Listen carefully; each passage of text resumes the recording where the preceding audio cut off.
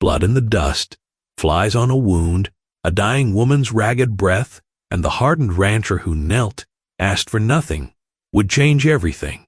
The day she walked back to repay a debt he never knew he was owed. His name was Gideon Marsh, and by spring he would not recognize the closed-off man he'd been before she came. This is Chiricahua country, the Dragoon foothills of Arizona Territory. Autumn of 1881. Cattle range pressed hard against the reservation line. Peace between settlers and the Chiricahua thin enough to tear on one wrong word. Watch till the end, because what this rancher does for a dying stranger and what she does to repay him will not go where you expect. Like this video, subscribe for more, and let's go back to where it started 3 days earlier, on a ridge trail above Marsh's own grazing land. Gideon Marsh had ridden that ridge trail 1,000 times without once expecting to find a body in it. 34 years old, wide through the shoulders in the way of men who had built their own barn plank by plank. A face the Arizona sun had turned the color of saddle leather, and a quiet about him that the town of Cochise Flat had long since given up trying to crack. 200 head of cattle grazed on land his own father had failed to hold, land Gideon had refused to lose, working it alone since a fever took his wife Sarah 4 winters back, before either of them had the chance to raise the family they talked about on their wedding night. Company held no pull for him. Supply runs into town were quick and wordless, goods traded and the road home taken before anyone could press an invitation to stay for supper. Around the Cochise Flat saloon, men described him in the same breath as solid and closed off, as though the two were one thing. In Gideon's case, likely enough they were. His nearest neighbor, a widower named Otis Prather, ran cattle 4 miles south and had long since stopped extending Sunday supper invitations that always met the same polite refusal. Gideon kept the ranch the way he kept himself, functional, weathered, honest, nothing wasted, nothing indulged. The house Sarah had once hoped to fill with children stood 2 rooms bigger than one man strictly needed, and in 4 years the thought of shrinking it to match the life actually lived inside it had never once taken hold. Practical thinking was the excuse filed away for that. A bigger house held supplies better through a hard winter. The reasoning went unexamined, the same way most things about the years since Sarah went unexamined, the endless list of ranch chores standing conveniently between himself and any hour with nothing in it to fill. He was moving a small string of cattle off the high ridge ahead of an early frost when his lead dog, a rangy blue heeler named Scout, broke from the trail and refused every whistle to bring him back. Down into a dry wash, choked with cholla and greasewood, the dog led him, and there she was. Young, perhaps 20, a doeskin skirt gone dark with old blood down one side, black hair loose and matted with dust, a gash along her scalp crusted over, and a second wound low on her ribs that had bled through twice and dried twice. A knife lay near her open hand, its blade dark. Off toward the rimrock ran a second set of prints, a man's boot heel, deep and hurried, the particular stamp of someone running from what he'd done rather than toward anything worth reaching. Gideon knelt, his hand had gone to the pistol on reflex the instant Scout barked, but it stayed there, undrawn. Her eyes opened at the sound of him, black and glassy with pain, and for one long moment she looked at him the way a cornered animal watches the hand reaching toward it, bracing for a blow that never landed. Low and even the words came out of him before he'd fully decided to speak them. Not going to hurt you. Whether she understood English or not was beside the point. Silence, in that moment, felt like the wrong answer, and he had nothing better to offer than tone. A canteen half full tipped slow to her lips, the way a man waters a horse gone too long dry, a little at a time so it wouldn't come back up. She drank. Her hand found his wrist and gripped it, not out of fear, but the way a person grips a rope thrown across open water. The wound at her side needed more than a canteen, and 4 years alone on hard land had taught him enough to know it. The tail of his own shirt tore free and pressed hard against the gash, tied off with a leather cord from the saddlebag. The scalp wound got the same quiet, economical treatment, the only kind of treatment he knew how to give anything. Her eyes stayed fixed on his hands the whole time, never his face. No fire that first hour, there wasn't time for one. Up onto the horse she went, braced against his arm, the 4 miles home, chosen over the 8 miles to the agency doctor, because 8 miles of rough country was too far to ask a body already losing this much blood to travel. His own bed took her, the only bed the cabin had, while he claimed the floor beside the stove. By lamplight, the rib wound got cleaned properly, packed with cloth boiled first in the kettle, and through the whole night that followed he sat up, checking that the bleeding had truly stopped, rather than merely paused. Twice she surfaced thrashing, words tumbling out in a language rough with pain, and twice the same low answer came back to her. Here, safe. Here, not because the words would translate, only because the tone might carry what the words couldn't. By the second morning the fever had broken, and the eyes that opened were clear. They moved across the cabin, the rifle on its pegs, the stranger asleep upright in a chair, dragged close to the bed, without a flicker of fear in them. More like a woman taking careful inventory of a room before deciding what to do in it. Jirikawa, she confirmed, in an English unhurried and careful, each word set down like a stone chosen for its weight. Halona, she was called. Gideon Marsh, in turn, and a nod toward the bandage at her ribs, stood in for the question neither of them needed spoken aloud. A long quiet passed before any answer came, the pause of someone deciding how much of the truth belonged to a stranger. A man from her own band had wanted more from her than she was willing to give. Her answer had come by knife rather than voice alone, and his answer back had come by hands and a blade of his own. A touch to the bandage, matter of fact, closed the account. Whether the man lived or not was, plainly, no great concern of hers either way. That answer sat between them a moment, absorbed without comment, a restraint she seemed faintly to approve of. Curiosity finally won out. Why hadn't he simply left her on the trail and ridden on for the agency doctor instead? Simpler, surely, for a stranger with cattle still to move. 2 more hours of bleeding was the cost of that simplicity, as far as he was concerned, and it hadn't seemed simple at all. A long study followed the look of someone examining a fact that refused to fit the shape she'd expected it to have, before the observation came that most white ranchers in this territory would have ridden past. Or worse. Plainly, he hadn't done it hoping for anything back. He wasn't looking to be paid. That much, she allowed, she'd already assumed, a different matter entirely from what she'd actually asked him.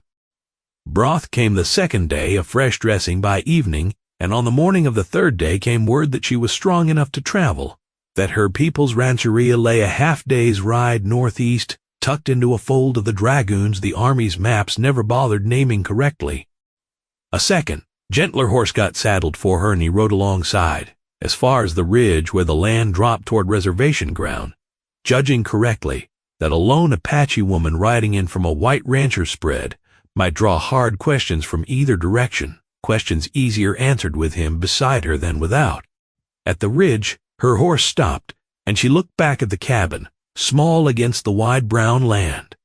Nothing would be said of this in his town, not quite a question. Nothing had been planned to say, not their business.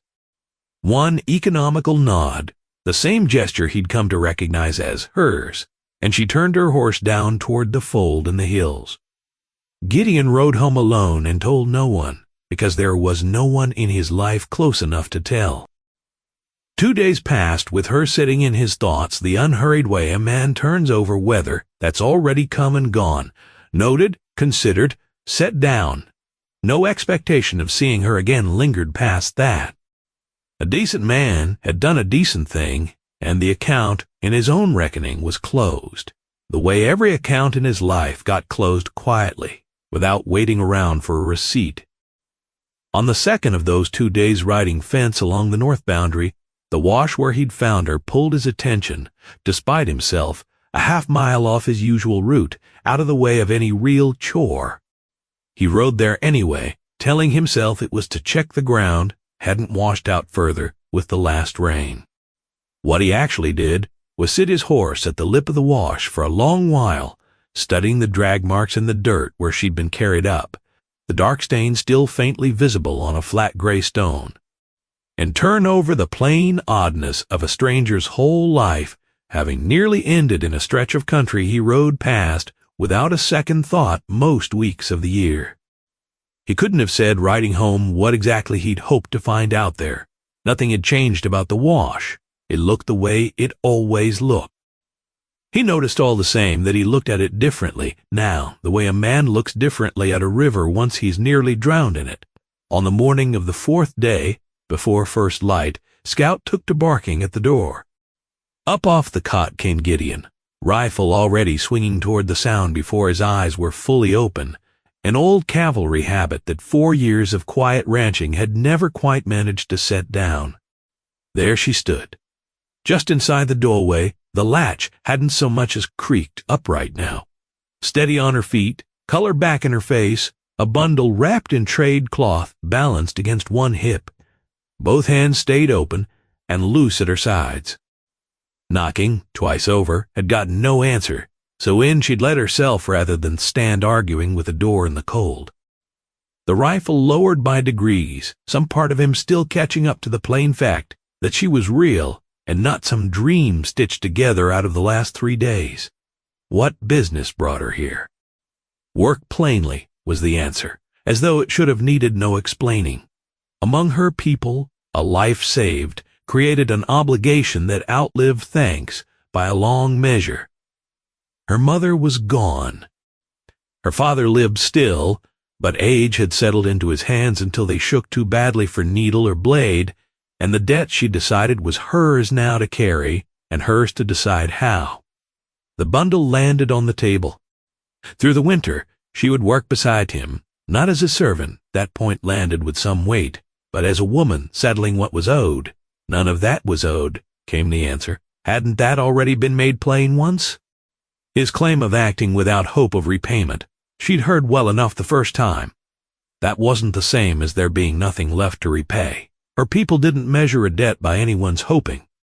They measured it by what had actually been given, and what had been given her on that trail, her life, handed back by a man who could as easily have ridden past, was no small thing to leave unanswered.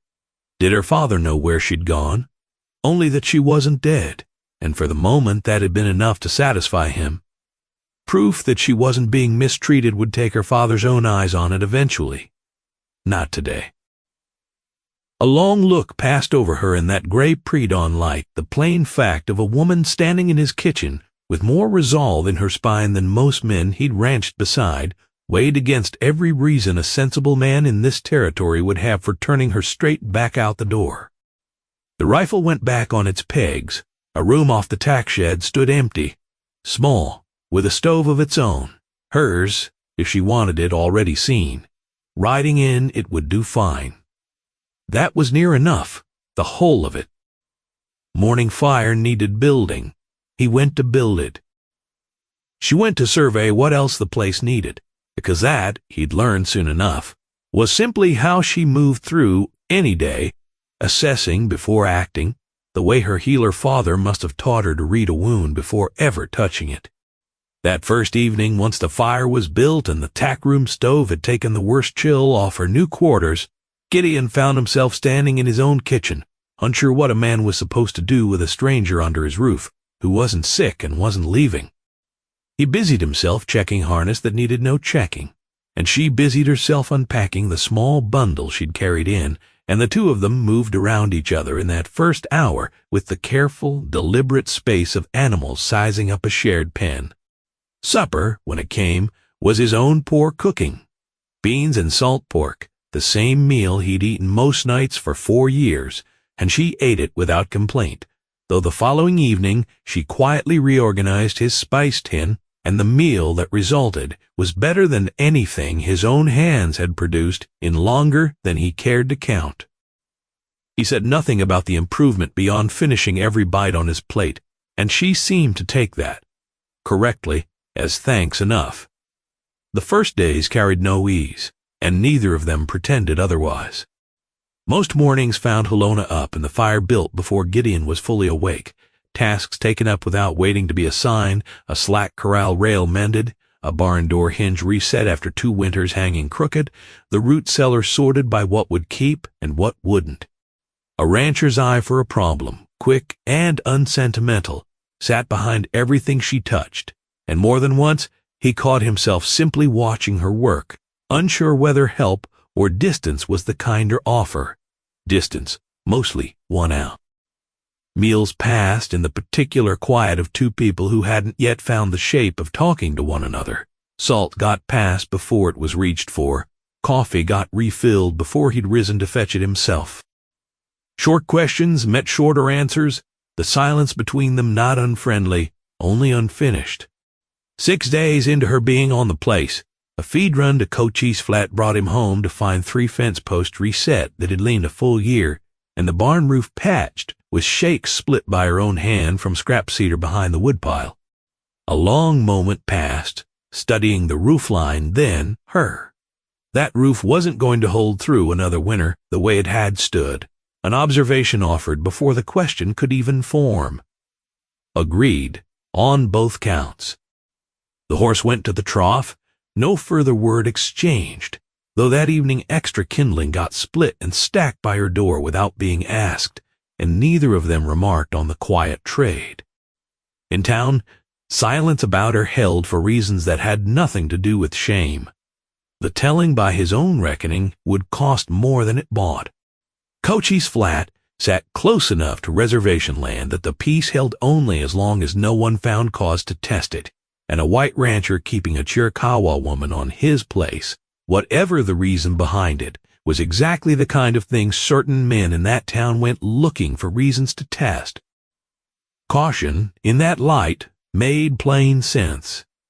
Halona kept her own counsel about the town, too, for different reasons entirely. Growing up had taught her which ranches to steer clear of and which storekeepers gave an honest weight on the scale, and she assumed rightly that word of her would ride the wind, whether Gideon spoke of her or stayed silent. Making that traveling easy simply wasn't on her agenda. On supply runs, she waited in the cottonwoods, well shy of the first buildings, out of sight of anyone with a reason to ask questions, and he never once suggested she do otherwise. The second week brought lessons in language that neither of them quite decided to begin. A phrase murmured under her breath one evening, while banking the fire, the tail end of some longer thought drew a question about its meaning, and the plain answer came without ceremony. This fire will hold till morning. His attempt at repeating it came out badly. 2 fingers pressed light against his throat corrected the sound, showing him exactly where the word lived. A second try landed closer. Most evenings after that, once the day's work wound down, a word got requested and a word got given. Water, horse, fire, the word for stranger, and later one that meant something nearer to a person who has become known.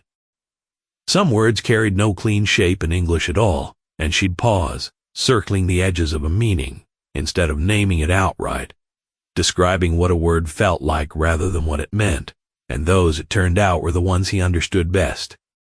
A small card in his breast pocket kept every one of them reviewed while riding fence, lips moving over the sounds whenever he was certain no one could hear him get them wrong. Talk in return came easier than he was used to giving it. His wife Sarah's name surfaced, 4 years gone now, to a fever the agency doctor never reached in time, along with an admission that the ranch's quiet since her death had long since stopped feeling like peace and started feeling like a held breath.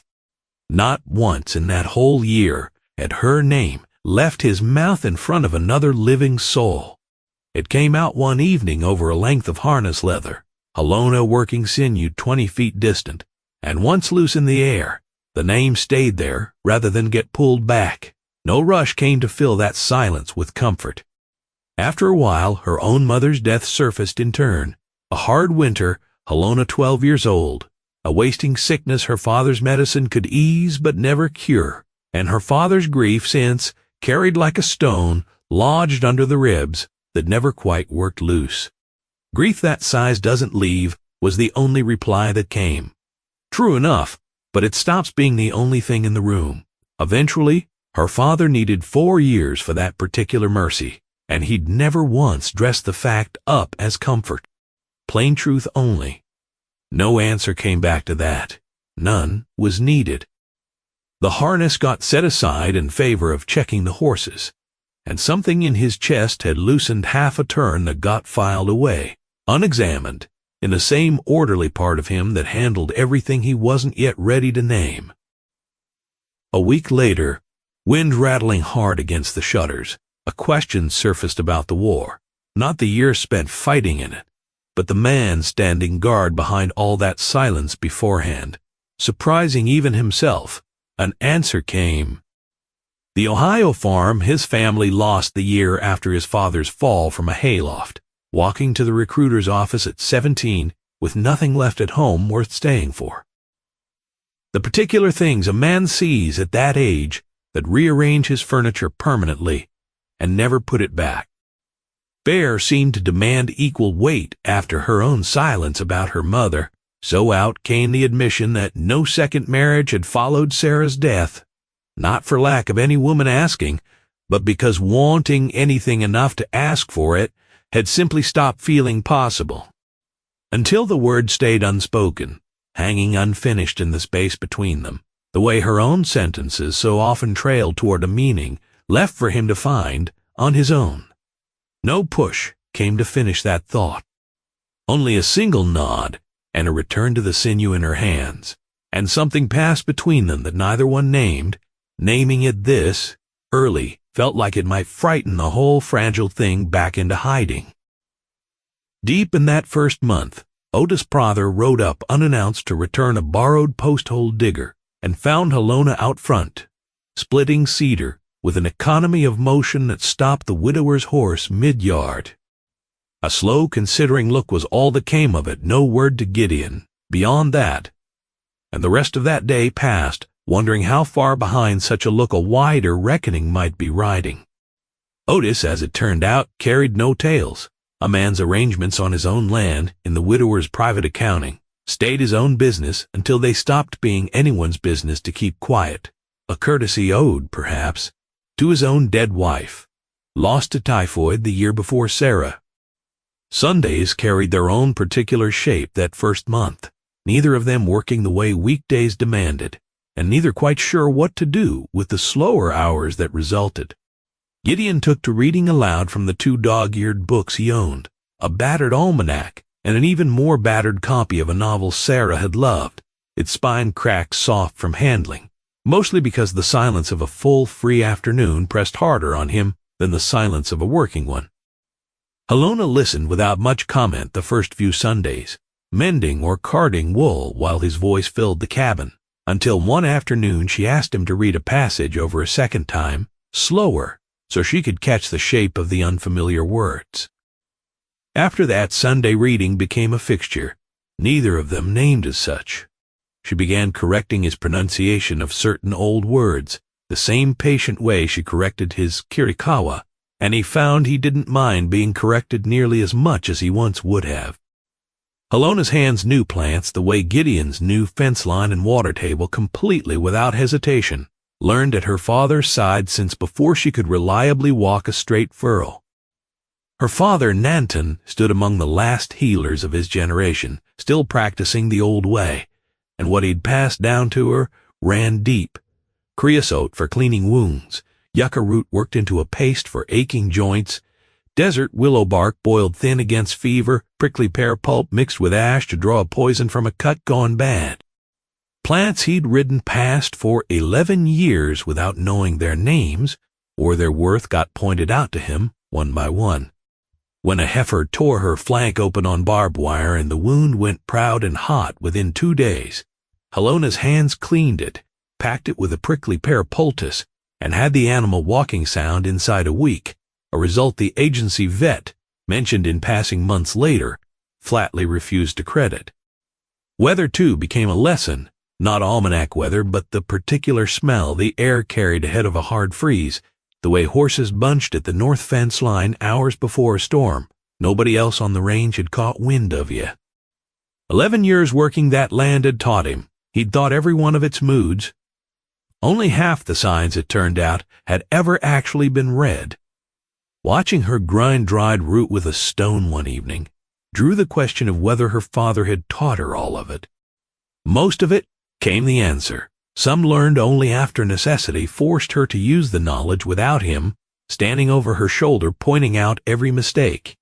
The corner of her mouth moved, nearly a smile, describing her father's claim that a healer who never made a mistake had never actually healed anyone, a thing meant, likely, as much to comfort himself as her. A man who talked that way seemed worth meeting.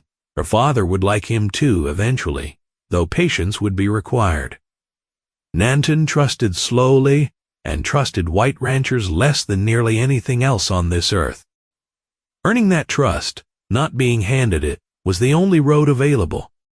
That arrangement suited him fine, and the look that followed lingered a moment longer than the words strictly required, the look of someone only just beginning to let herself consider a thing.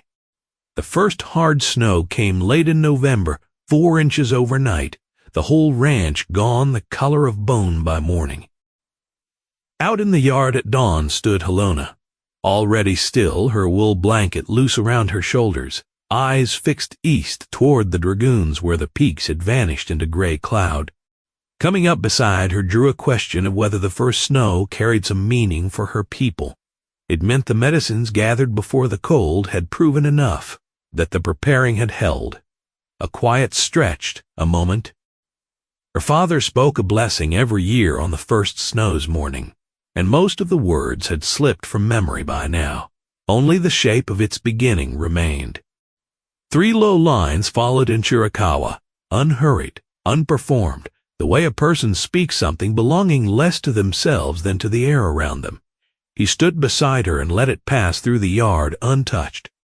Had any of it landed? One word, the one for sky.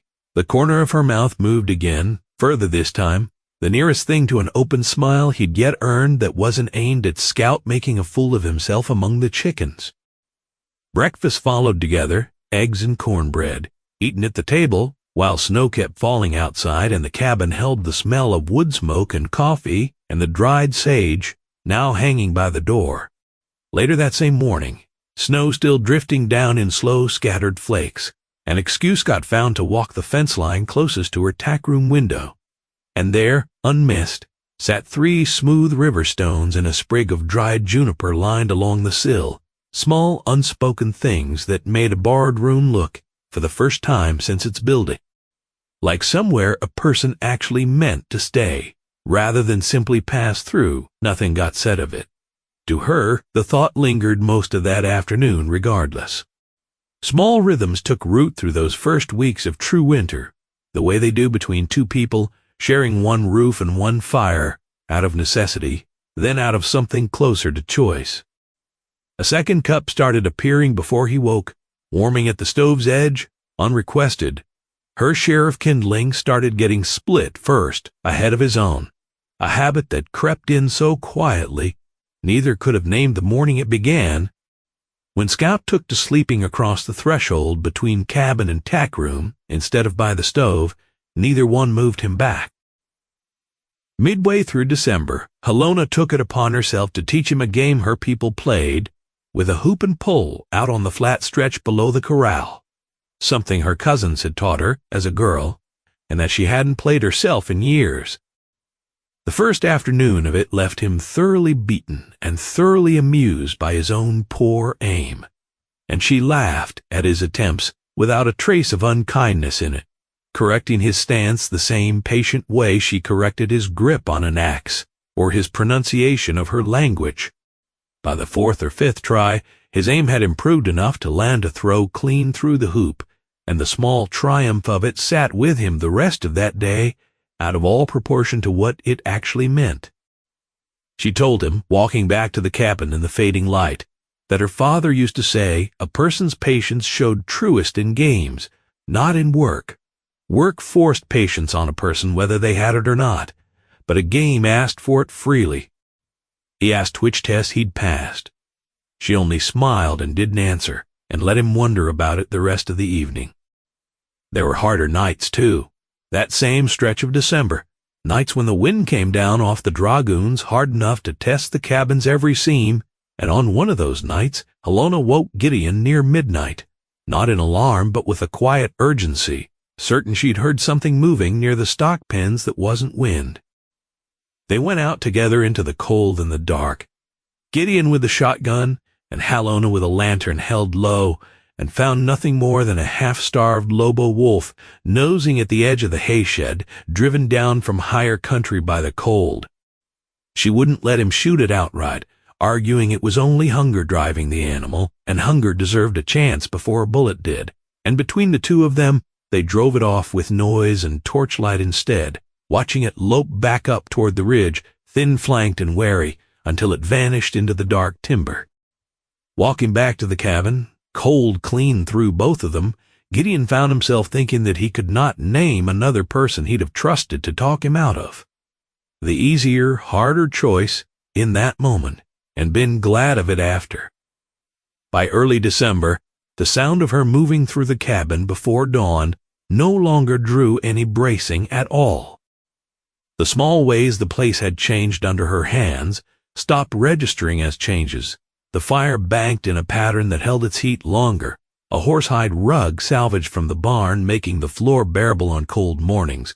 Coffee made her way, a pinch of dried sumac cutting the bitterness. That coffee got made his own way one morning, without any request. No comment followed, only both her hands wrapping the cup the way a person holds something trusted to still be warm 3 swallows in. Trust, it turned out, doesn't arrive all at once. It accumulates, the way frost builds along a fence wire overnight, too slow to catch happening, and then one morning, it's simply there, catching the light.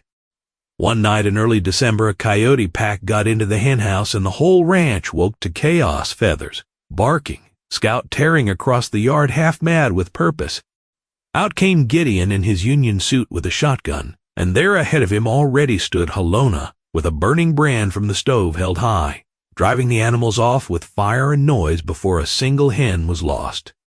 Afterward, in the cold yard, both of them breathing hard, adrenaline still working through their blood. A long moment passed without a single word between them, just two people standing close in the dark, with the smell of scorched feathers and wood smoke drifting between them, until the sheer absurdity of the whole scene caught them both at once. A short, rusty laugh broke loose from him, like a hinge unused for years, and after a beat of surprise, hers followed too. First time they'd laughed together. Both noticed it. Neither one mentioned having noticed. The week after, a trip into Cochise Flat for a hayrake part held at the blacksmith's turned into an invitation, offered for reasons that went unexamined, to ride as far as the cottonwoods together, rather than leave her back at the ranch alone. Agreed to, easily. Most of that ride passed in the same easy quiet that had grown between them by then, and at the tree line she waited. Same as always while business got done in town. What came out of the mercantile, though, wrapped in oilcloth alongside the part, was a length of blue trade cloth that had caught his eye in a way no explanation to Garrett the storekeeper could have covered. Handed over without ceremony, a color she'd wear well, was the whole of what got said.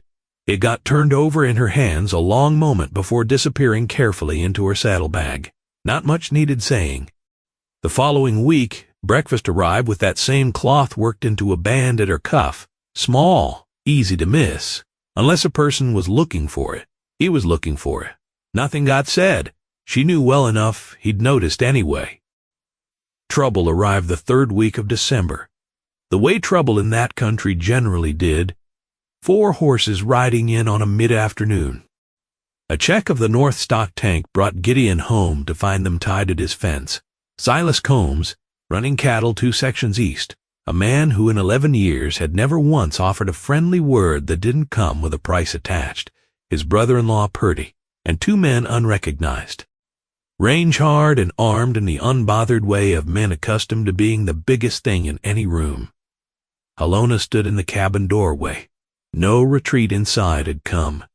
Arms loose at her sides, weight settled evenly, the stance of someone who'd already decided where she stood and saw no cause to explain it. Further off the horse and standing between fence and porch steps, Gideon waited. Combs's hat came off and went back on, the habit that always meant the man was working himself toward something, and word, it seemed, had gotten around about an Apache woman kept out here. Working the place through winter, that was the whole of it, plain and simple. Uneasy was how folks in the flat felt about it. 3 years the peace with the reservation had held, and a man keeping a Chiricahua woman on his land, the way this one was, got people thinking things had shifted that hadn't, got ideas moving that would be hard to put back once loosed. Whose ideas, exactly? No direct answer came to that, which told most of what needed telling. The 2 unfamiliar men shifted their weight in the saddle. Not far, but the movement got marked regardless. Her own choosing had brought her here, and Combs stood on land, not his own, uninvited, one request to leave it offered plainly. Reasonable was the word Kume reached for next, the answer. This was the reasonable version already. Combs's jaw worked. A look passed toward Halona in the doorway and back again, the look of a man who disliked hearing no and hadn't yet decided how hard to push past it. A warning followed, to think hard on what was being done here. Already had. All 4 turned their horses and rode out, and the dust of them got watched until it thinned to nothing on the road toward the flat. Turning back found Halona still framed in the doorway. That, she predicted, would return. Probably came the agreement and the fire needed banking, nothing else useful to do with the rest of that afternoon. That night, dishes cleared. Halona lingered longer at the table than usual, a strip of rawhide turning in her hands without being worked. A question finally surfaced, what men like Combs were actually afraid of, underneath the reasons they gave out loud. A long moment passed, weighing it. Fear, came the answer eventually, that the line dividing his people from hers might prove thinner than everyone had agreed to pretend. Men like Combs needed that line kept hard and visible because a soft line asked harder questions of them than a hard one ever could. That thought turned over a long while, met finally with an admission that no good answer to it existed. None had been expected. Nobody in either of their peoples had found a good answer yet. That didn't mean the 2 of them owed it to anyone, to wait around for somebody else to find one first. That conversation followed him long after she'd gone to her room that night, turning it over, the way every hard thing got turned over, slow, careful, in the dark. 5 weeks later it returned, deep in the hardest part of January. On a night the cold came down out of the dragoons like something carrying intent. 2 days of chest fever had been fought in silence, the particular stubbornness of a man who mistakes quiet for strength, right up until the moment it very nearly kills him. Before dawn, breaking a skin of ice off the horse trough, his legs simply stopped answering, and down he went hard onto frozen ground, the cold coming up through his coat like it meant to finish what the fever had started. A lantern gone still in the barn window, when it should have been moving, read wrong the instant it registered, and across the yard she came at a run. A fast, unpanicked assessment followed, the same steady read her father had trained into her for any patient, and up he came with a rope looped under his arms, her feet planted hauling, a low, steady voice talking him through the whole 60 feet back to the cabin. 3 hours of steady work followed without a single pause.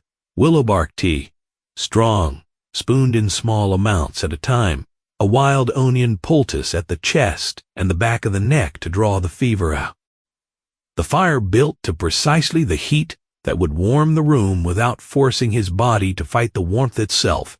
His breathing got watched with the same unhurried attention once given a torn heifer's flank, hands steady the entire time.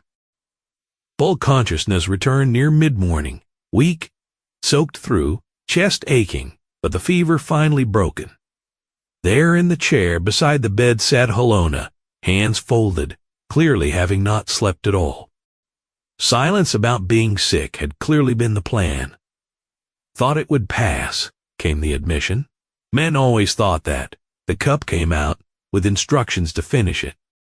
That same afternoon, the worst of the cold barely lifted and legs still unsteady.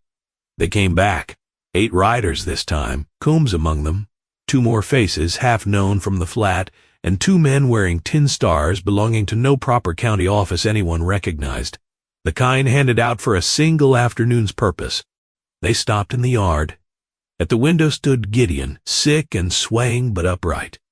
An offer came to go out and speak to them directly. Refused, a coat already going on over fever sweat, a hand already reaching for the rifle on its pegs. That was when the sound rose from the south ridge, not 8 horses more, 15, 20, moving unhurried along the rimrock above the wash where she'd first been found 3 months before. The south window showed Chiricahua riders sitting their horses along the ridgeline, wrapped against the cold, rifles and bows visible but not raised, watching the yard below with the flat patience of people who had already decided where they stood. She came to stand at the window, too, friends of her father's, she said quietly. People who had loved her mother, and who loved her still, watching this place since the night she'd first arrived. Distance, she'd asked of them, until Silas Combs first rode onto this land. After that, the asking stopped. She could have said something sooner. A fever needed surviving first. This could wait its turn. Below in the yard, Combs had seen the ridge. His horse shifted under him, reading the danger before he'd fully processed it himself. The men wearing borrowed badges had gone very still. Out onto the porch went Gideon, legs unsteady, spine straight anyway. "I'll say this once," he called, voice rough with fever but carrying clean across the yard. "This woman is on my land by her own choice and her own right. I owe her a debt I can't measure, and she's paid me back 100 times over already. Any man rides onto this place again looking to change that, badge or no badge, will find consequences I won't apologize to anyone for." Combs' eyes held his. "Go home." A long, taut moment passed, with nobody moving. Then Combs turned his horse, the others following. The 2 borrowed badges going last of all, not one word passing between riders and yard. The Chiricahua riders on the ridge waited until Combs's party had cleared the road toward the flat. Then, without ceremony, without a single shout of triumph, back into the fold of the dragoons they rode and were gone. Legs finally done, holding him up, Gideon came back inside and sat down hard in the chair by the stove. The tea landed back in his hands, a foolish thing, standing out there sick as he was. Probably. She could have let him send her instead. No, couldn't. A long look passed over the rim of her own cup. Not surprise, but something weighed, a decision whether the moment called for naming aloud. It didn't get named. Not that day. What followed instead was an afternoon spent in that chair. Tea kept coming, the fire banked at exactly the depth needed to hold its heat till morning. 2 days later, sitting up in the pale winter sun without the world tilting, the question that had been sitting unasked since the ridge finally surfaced, how many riders had there been? 19, came the answer. Her father's oldest friends, 2 cousins, and a woman named Sunky, who had studied medicine at her father's side, longer even than Halona had, and who had ridden farther than any of them to stand on that ridge. South lay the churned snow marking 19 sets of tracks, down off the ridge and back up again, clean and unhurried. What was owed them for it? Nothing. They'd come because they chose to, same as she had. A long moment passed sitting with that sun, thin and cold and clarifying on both their faces. 3 months now, near enough, of knowing her, watching her work, and grieve in private, and teach her language, word by careful word, and stay through every hard thing this land had thrown at either of them. The particular quiet she wore while thinking, and the different quiet she wore once she'd already decided, both had become familiar as his own hands. Knowing her, it turned out, was no small thing to have gained. Spring, she'd said once, would bring her decision. Spring wasn't far off now. True enough, came the honest admission. The deciding had really been happening since December. No question followed about what that decision actually was. Hearing it spoken aloud didn't feel like something he was ready for yet, and she seemed to know as much, granting him the room to stay unready. That same room, it occurred to him, had been offered since the very morning she first walked back through his door. Patience without pity, steadiness without strategy. Missing exactly that, his whole life had never once occurred to him until she arrived. The weeks that followed carried a different weather than the ones before, not because the season itself had shifted so much as because both of them had stopped waiting for something to go wrong. Evenings by the fire after supper replaced her early retreats to the tack room. One evening brought a lesson in braiding sweetgrass into small knots for luck, the way her mother once had, and an attempt at it with his own clumsy fingers drew a full, surprised laugh out of her, a sound neither had heard from her before. After 3 failed tries running? Failing at that knot every evening for a year straight would have been a fair trade, just to hear that sound again.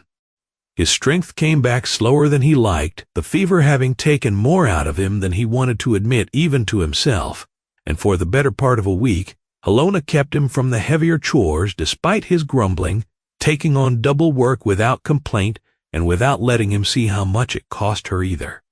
He noticed anyway. He always noticed.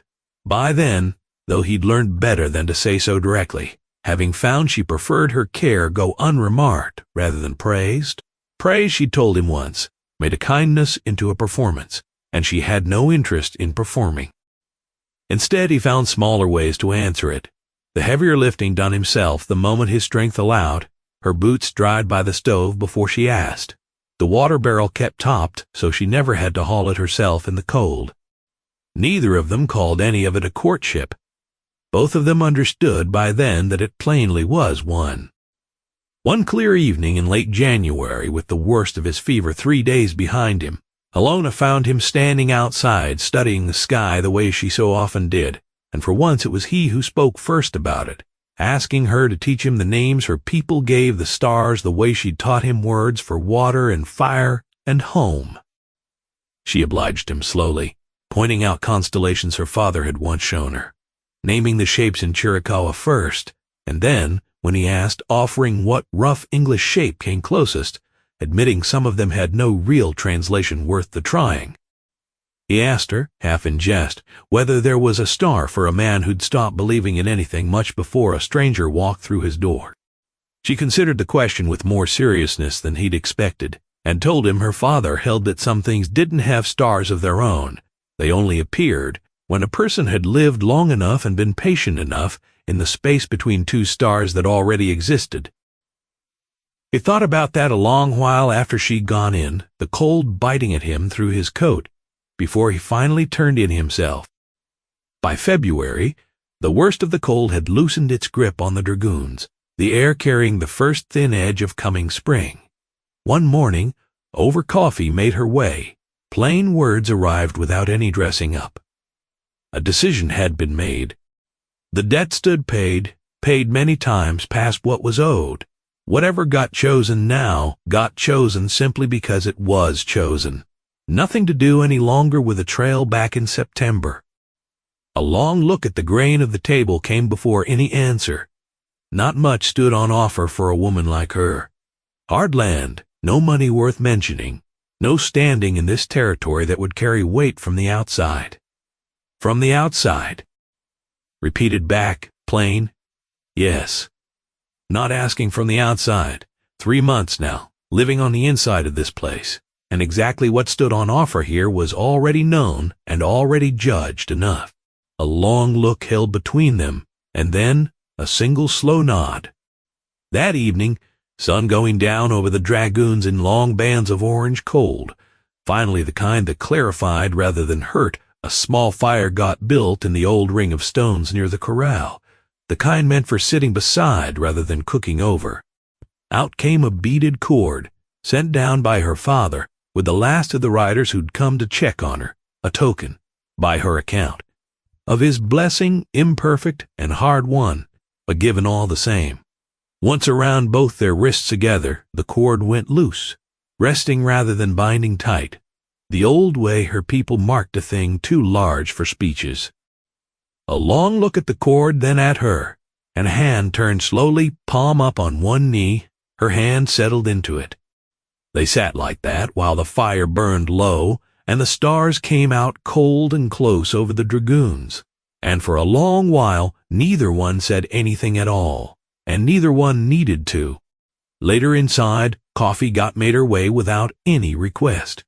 She sat at the table while it steeped, feet bare on the horsehide rug, Scout settling with a groan by the stove. The lamp threw its same familiar yellow light across the same kitchen boards it always had, and everything looked exactly as it had for months, and also entirely different in a way impossible to explain to anyone standing outside that door.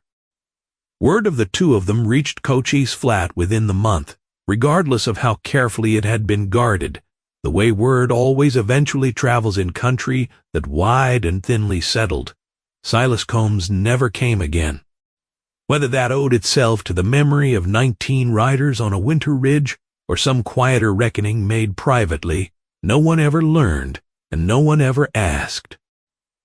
Otis Prather rode over one spring afternoon with a jar of his late wife's preserves, set it on the porch rail without much comment, allowed that it seemed a decent thing to welcome a neighbor properly, and rode home again before either of them could find the right way to offer thanks. It was in its own way the whole territory's verdict, delivered by the one man in it with the sense to keep it simple. Word came that spring that Halona's father intended to ride down himself before summer to see his daughter's chosen life with his own eyes, exactly as promised from the start. That news, delivered plainly, drew watching for the worry expected to surface, and found instead a steady readiness that came as its own small surprise. Earning that welcome, the same way she'd warned it would have to be earned, one honest day at a time, seemed the only sensible plan, along with a request to be taught the proper greeting a son might offer a healer he hoped to call father. Those words got taught that evening by the fire, patience extended to a clumsy tongue the same way patience had been extended to every other word ever requested, with no mention, though the thought went unspoken, that her father would see in 30 seconds what had taken her 3 months to trust, a man worth the debt, and worth considerably more besides. Nanten arrived as promised in the last week of April, riding down out of the dragoons with 2 of his oldest friends flanking him, an old man still upright and sharp-eyed despite the tremor in his hands that had made fine needlework impossible in his later years. He spent the better part of 2 days on the ranch, watching more than talking, the way Halona had said he would, taking careful note of the mended fences and the well-kept stock and the particular way his daughter moved through a day she'd clearly claimed as her own. On the second evening, sitting by the fire Gideon had built without being asked, Nanten finally spoke to him directly at length for the first time, asking him plainly why he'd stopped that day on the trail when so many other men would have ridden on. Gideon considered the question honestly before answering, admitting he didn't have a clean explanation beyond the plain fact that he couldn't leave a dying man in the dirt and go on with his day as though he hadn't seen him. Nanten studied him a long while after that answer, the firelight moving over a face that gave little away, and then said, in careful English chosen as deliberately as his daughter chose hers, that a man who did right without knowing why he did it was worth more than a man who did right for a reason he could explain. That, he said, was the difference between a debt honestly owed and a debt performed for an audience. He gave his blessing that same evening, plainly and without ceremony, in a manner so like his daughter's that Gideon understood, watching them together, exactly which parent Halona had inherited her steadiness from. By the time the first green came up along the wash where she'd once lain bleeding in the dust, the two of them had built something neither the reservation line nor the ranchers of Cochise Flat had a name for, and needed none. Nothing about it asked permission from anyone outside that cabin's four walls. It simply was, the way weather is, the way the mountains are, indifferent to whether the wider world had gotten around yet to approving of it. There is a particular thing that happens when two people from two worlds that were never supposed to touch find that they fit together anyway, without asking anybody's permission first. It does not announce itself. It does not wait for the territory's approval or the season's convenience.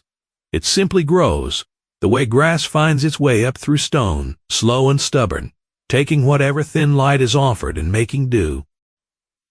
Gideon Marsh had knelt beside a dying stranger on a dry wash trail because the reflex to kneel was in him and had nowhere else to go, giving water and cloth and 3 days of his own quiet care, asking nothing in return.